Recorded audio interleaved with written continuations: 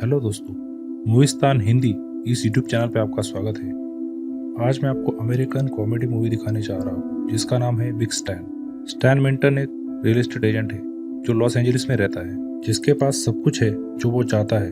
उसके पास बेशुमार दौलत है और एक सुंदर बीवी भी है जिसका नाम मिंडी है। अपने ग्राहकों को प्रॉपर्टी बेचने का स्टैन के पास एक अनोखा तरीका है। वो शुरुआत में कम पैसे में उनको घर देता है, लेकिन कुछ सालों बाद वो बहुत ज्यादा पैसे मांगता है। इसी फ्रॉड की वजह से एक दिन वो गिरफ्तार हो जाता है। उसकी कोर्ट में पेशी होती है और उसको कहा जाता है कि तुम गुनहगार हो, जिस वजह से उसको 3 साल जेल की सजा भुगतनी पड़ेगी। इन सब प्रॉब्लम से बाहर निकलने के लिए बेताब मिंटन अपने वकील से कहता है कि जज को रिश्वत दो। वकील जज को रिश्वत देने की कोशिश करता है, लेकिन उस बात से स्टैन को बस 6 महीने की मोहलत मिल जाती है। 6 महीने के बाद उसको जेल होने वाली होती है। उसके बाद स्टैन का वकील उसको कहता है कि तुम ब्राजील चले जाओ और वापस मत आओ, लेकिन वो ऐसा नहीं कर सकता क्योंकि उसकी सारी संपत्ति फ्रीज हो चुकी है। स्टैन के पास अब कोई रास्ता नहीं बचता। उसको अगले कुछ महीने जेल जाने के डर में ही बिताने पड़ेंगे। उसी दिन के साथ वो अपने सभी काम बहुत जल्द खत्म करने लगता है क्योंकि उसके पास ज्यादा टाइम नहीं। एक शाम को स्टैन खाना खाने मिंडी के साथ बाहर जाता है। वहाँ मिंडी स्टैन से बच्चे के लिए जिद करती है ताकि वो अकेली ना रहे। स्टैन को लगता है कि मिंडी का यह आइडिया बिल्कुल बकवास है क्योंकि जब वो लौटेगा तो वो बच्चा वापस किसी को गोद देना पड़ेगा। इस वजह से दोनों में कहासुनी हो जाती है और उनके रिश्ते में खटास आ जाती है। स्टैन की बातें सुनकर मिंडी वहाँ से नाराज होकर चली जाती है और स्टैन एक बार में चला जाता है। शराब पीते वक्त उसका ध्यान एक पास में बैठे हुए आदमी के पास जाता है जिसके हाथ पर जेल जाने के बारे में टैटू लिखा होता है। स्टैन उस आदमी को $100 देता है और जेल जाने के बारे में सलाह मांगता है। वो आदमी स्टैन को बताना शुरू करता है कि जेल के कैदी लड़े या झगड़े जेल गार्ड को कोई फर्क नहीं पड़ता। कैदी एक दूसरे को मार भी सकते हैं, लेकिन जब तक वो रिहा नहीं होते वो तुमसे कुछ भी करवा सकते हैं। वो स्टैन को आखिर में बताता है कि जिस तरह स्टैन दिखता है उस हिसाब से उसके साथ जेल में निश्चित रूप से रेप होगा। फिर स्टैन को पता चल जाता है कि जेल में जाने वाले लोगों की गे बनने की अफवाहें सच है।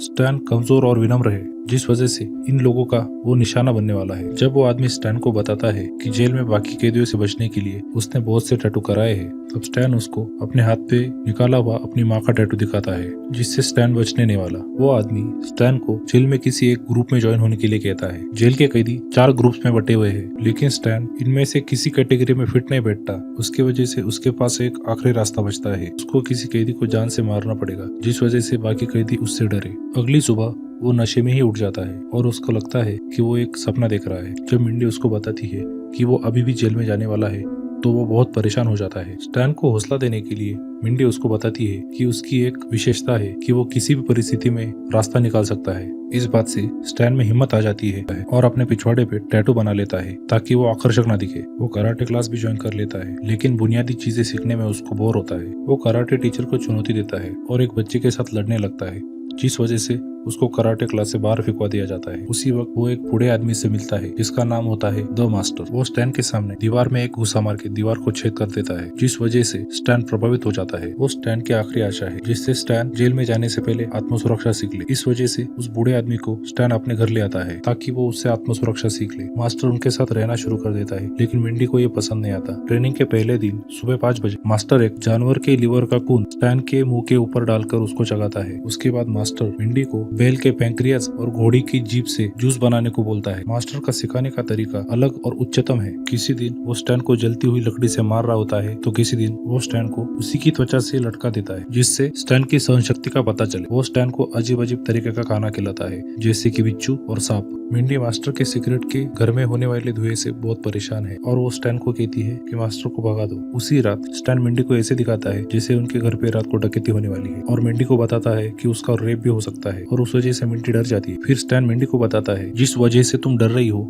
वो मेरे साथ जेल में हो सकता है। जब मिंडी शांत हो जाती है वो अपना सामान पैक करती है और स्टैन को कहती है कि वो उसके साथ नहीं रहना चाहती। इस बात से मास्टर को खुशी होती है क्योंकि घर में जब सिर्फ पुरुष रहेंगे तो ट्रेनिंग और कठोर हो सकती है। अगले 5 महीने स्टैन बिना रुके हुए ट्रेनिंग करता है। ट्रेनिंग के आखिर के दिनों में वो मास्टर को चौंका देता है। आखिरी परीक्षा में स्टैन उसी कराटे टीचर के पास जाता है जिसने उसके क्लास से उसको बाहर फेंका था। स्टैन उस कराटे टीचर को बहुत बुरी तरीके से हरा देता है और इसी के साथ उसकी ट्रेनिंग कंप्लीट हो जाती है और खुद की रक्षा करने के लिए स्टैन तैयार हो जाता है। मास्टर और स्टैन स्टैन का वकील उसको कोर्ट तक छोड़ने के लिए आ जाते हैं। मिंडी ने अभी तक स्टैन से बात नहीं की, लेकिन वो अपनी गाड़ी से स्टैन को छुप छुप कर देख रही होती है। जैसे ही स्टैन अंदर जाता है, उसको कैदियों के बस में रवाना किया जाता है। उसी वक्त एक आदमी स्टैन को गलत तरीके से छूने लगता है, लेकिन तभी स्टैन उसको सबक सिखा देता है। जेल में जाने के बाद वार्डन गास्क उनका स्वागत करते हैं। वार्डन गास्क कैदियों को बताते हैं कि वो जेल गार्ड्स को बिल्कुल परेशान नहीं करेंगे। उसके अलावा कैदी आपस में जो चाहे वो कर सकते हैं। बुधवार की जांच के दौरान कैदियों को बताया जाता है, अपनी अपनी पैंट उतारो और झुक जाओ। जेल के गार्ड्स स्टैन का पिछवाड़ा देख के डर जाते हैं, क्योंकि उसने अपना पिछवाड़ा टैटू बना के भद्दा बना दिया है। बुधवार परीक्षण के बाद वो अपने सेल में जाता है और अपने रूममेट लैरी को मिलता है। खुद का प्रभाव दिखाने के लिए स्टैन लैरी को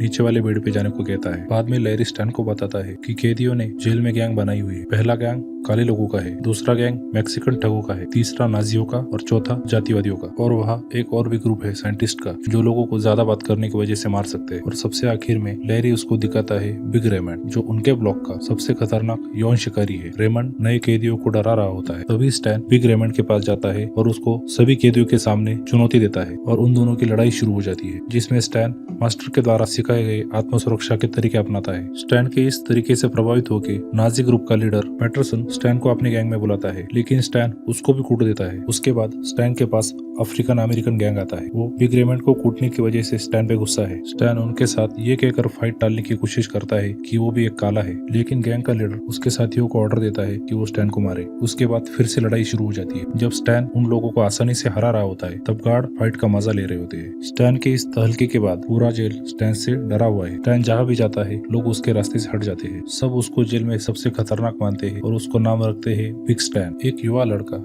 जिसका नाम रॉबी होता है, जिसको स्टैन ने रेमंड से बचाया हुआ होता है, वो उसको शुक्रिया कहने आता है। स्टैन रॉबी को खारिज कर देता है और उसको कहता है कि वो खुद के लिए उन लोगों से लड़ा है, न कि रॉबी के लिए। बाद में वार्डन गास्क स्टैन को अपने ऑफिस में बुलाते हैं और बताते हैं कि स्टैन को इस खास जेल में लाना उन्हीं का प्लान था। उसके बाद वार्डन गास्क का ये प्लान साफ हो जाता है कि उनको जेल की प्रॉपर्टी हड़प कर वहाँ पे एक इमारत बनानी है। जैसे कि स्टैन एक अनुभवी प्रॉपर्टी डीलर है, गास्क ये चाहता है कि स्टैन जेल की प्रॉपर्टी के डॉक्यूमेंट्स में कोई दोष ढूंढे। इस मदद के बदले वार्डन गास्क स्टैन को 1 साल में ही बाहर छोड़ने का वादा करता है। ये बात स्टैन को अपने फायदे की लगती है, इसलिए वो मान जाता है। स्टैन गास्क को पूछता है कि वो जेल से बाहर कैसे निकलने वाला है, लेकिन वार्डन गास्क वो अभी उसको बताना नहीं चाहता। इसी बीच स्टैन से बदला लेने के लिए जेल में गैंग्स एक दूसरे के साथ हाथ मिला लेते हैं। एक दिन जब स्टैन नहा रहा होता है, तभी पैटरसन स्टैन के ऊपर पिघले हुए ब्रश और ब्लेड के साथ बनाए हुए चाकू से हमला कर देता है। इसके खिलाफ स्टैन अपना नन चाकू बाहर निकालता है, जो साबुन और शूलेस से बनाया गया होता है। स्टैन आसानी से पैटरसन को कूट देता है और उसको हॉस्पिटल भेज देता है। स्टैन अपनी बीवी को बहुत मिस कर रहा होता है और उसको मिलना चाहता है। उसके बाद स्टैन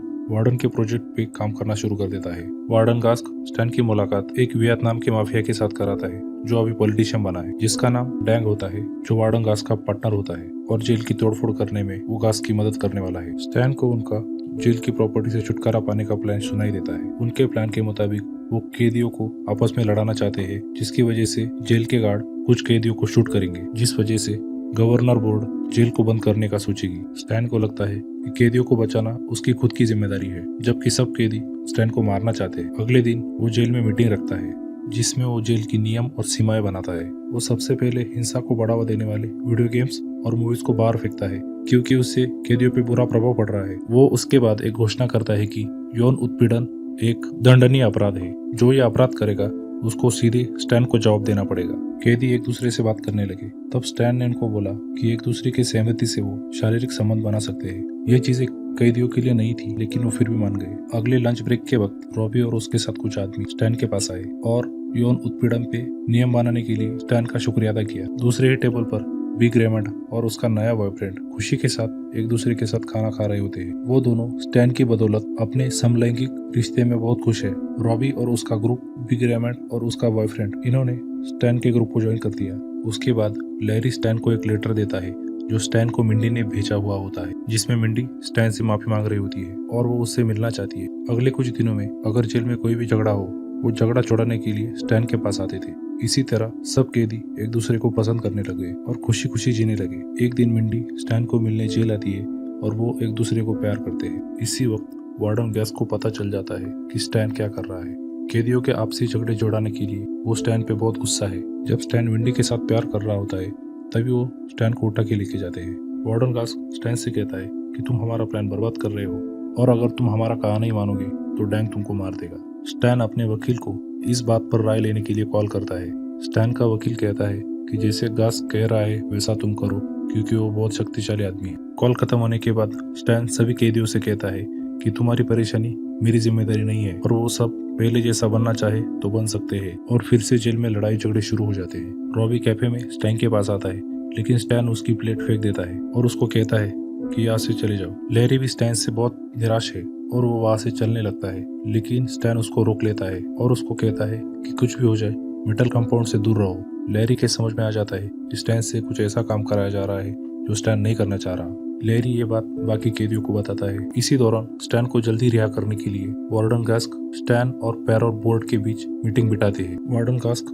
दोपहर में तारों के पास प्लान को अंजाम देने वाला होता है, क्योंकि उसको पता है बहुत से कैदी दोपहर में लड़ाई झगड़े करते हैं, जिससे उसको कुछ कैदियों को मारने का मौका मिल जाएगा और गवर्नर बोर्ड मेंबर ये देखेंगे। पैरोल बोर्ड के सामने स्टैन बहुत ही भयंकर व्यवहार करता है, जिस वजह से उसको रूम से बाहर निकाल दिया जाता है। तभी उसको डैंग रोक देता है। उन दोनों में खतरनाक लड़ाई शुरू हो जाती है। लड़ाई की शुरुआत में डैंग प्रभावी साबित होता है, लेकिन कुछ देर बाद स्टैन डैंग को पछाड़ देता है। इस वक्त तक कैदियों के गैंग एक दूसरे के साथ लड़ाई करने के लिए जमा हो रहे होते हैं और गार्ड भी उनके ऊपर गोलियां बरसाने के लिए तैयार होते हैं। लेकिन उन सबको चौंकाने के लिए सभी कैदी मैक्सिकन गाने पे डांस करते हैं। इस वजह से वार्डन गास्क हताश हो जाता है और गार्ड से बंदूक छीन लेता है और अंधाधुंध गोलियां बरसाना शुरू कर देता है। गवर्नर बोर्ड ये सब देखता है। खुद बर्बाद होने से पहले गास्क स्टैन को जान से मार देना चाहता है, लेकिन उसी वक्त विंडी उसको बचा लेती है और स्टैन को वहाँ ये पता चलता है कि 6 महीने से मास्टर विंडी को ट्रेन कर रहे हैं। अगले सीन में दिखाया जाता है कि 3 साल बाद स्टैन ने अपनी कैद पूरी कर ली है और सभी कैदी उसको गुड बाय कह रहे हैं। और पैटरसन ने अपने बॉडी पे स्टैन का टैटू भी बनाया है। मिंडी और मास्टर स्टैन की 3 साल की बच्ची के साथ उसको लेने के लिए जेल आते हैं। अगर आपको हमारा ये वीडियो अच्छा लगा हो तो चैनल को सब्सक्राइब कीजिए, बेल नोटिफिकेशन ऑन कीजिए। वीडियो अच्छी लगी हो तो प्लीज़ लाइक कीजिए और अपने दोस्तों के साथ शेयर कीजिए। Thank you.